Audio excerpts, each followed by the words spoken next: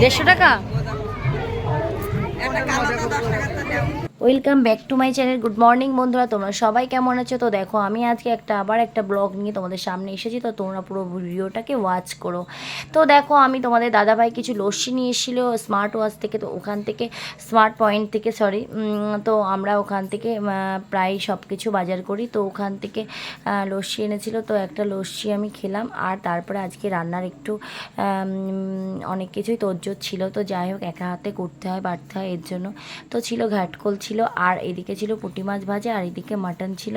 তো এই ছিল আমার আজকের মেনুতে।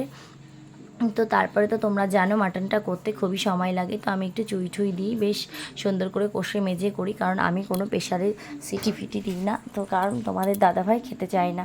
তো এই ছিল আমাদের আজকের মেনুতে। তো তারপরে আর একটু চিকেন ছিল, সেটা একটু গরম করে নিয়েছিলাম। তো তারপরে দেখো আমি সব কিছু রান্নাবান্না করে নিয়ে রেডি হয়ে গেলাম একটু আজকে মেলায় যাব বলে। তো দেখো কোথার মেলায় গেলাম, তো তোমরা ভিডিওটা পুরো ওয়াচ করো। তো আমরা গেলাম রাজবল্লভপুরের মেলায়, তো সেখানে গেলাম কিছু কেনাকাটা করলাম। তো সেই মেলাতে গিয়ে বেশ ওই দেখো মেয়ে আর পাপা আর হচ্ছে ছেলে সবাই যাচ্ছে আগে আগে, আমি পেছনে যাচ্ছি, কারণ ওরা কেউ ভিডিওটা করেও দেয় না ধরেও দেয় না, এই হচ্ছে আমার একাই সবটা করতে হয়। তো দেখো মেয়ে পুতুল কিনবে বায়না করছে, তো মেয়েকে এবার পুতুল কিনে দেবো, পুতুল একটা কিনেও দিয়েছি, তো আমি পুরো তোমাদের সঙ্গে পরে সেগুলো শেয়ার করছি।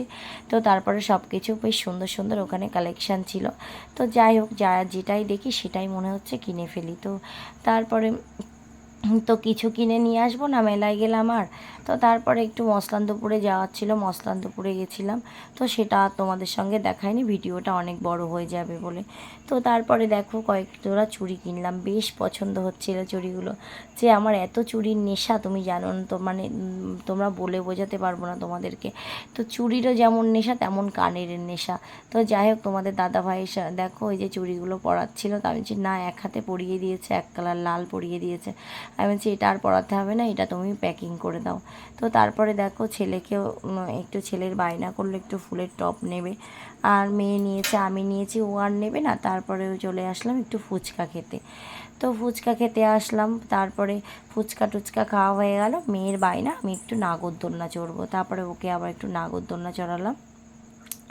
তো এই ছিল ফুচকাটা, একদমই টেস্টি ছিল না, আর কি বলবো বলো, ফুচকার যে আলুটা পুরো নাল কাটা মতন ছিল, যার জন্য ভালো করে আমি খেতেও পারিনি। তো তারপরে আমার ছেলে বলল যে ওই ঘরে এই ছেলে বলল যে আমাকে এই ঘুগনি কিনে দিতে, আমি বলছি চল বাইরে থেকে কিনে দেবো, এর মধ্যে থেকে কিনিস না, ভালোই লাগছে না। তো তারপরে দেখো মেয়ে তো এই যে গাড়িতে উঠেছে, দোলনা গাড়িতে, তো নাগরদোলনাগুলোতে উঠেছে, তো একদম কিছুতেই ও নামতেই চাচ্ছে না। তো যাই হোক একদমই নামবেই না। তারপরে ওকে আমরা বকা টকা দিয়ে নামানোর চেষ্টা করলাম, আবার টাটা করছে, নানান রকম কায়দা করছে, ও বেশ মজারই ছিল। তো অনেক দিনই আমরা কোথাও বেরোই না, আর ভালো লাগছিল না। তো তারপরে দেখো আমি একটু পার্লারে গেছিলাম, তো সেটা তোমাদের সঙ্গে সেইভাবে দেখাতে পারলাম না। তো পার্লার থেকে বাড়ি এসেছি, ফুলদানি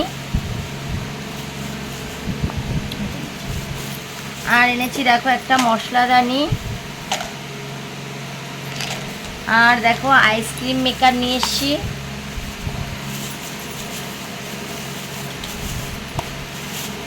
এই যে দেখো, আর দেখো মেয়ের জন্য একটা পুতুল নিয়ে এসছি, আর আমার জন্য একটু চুড়ি নিয়ে এসছি। এই ছিল আমার মেলার আজকের মার্কেটিং।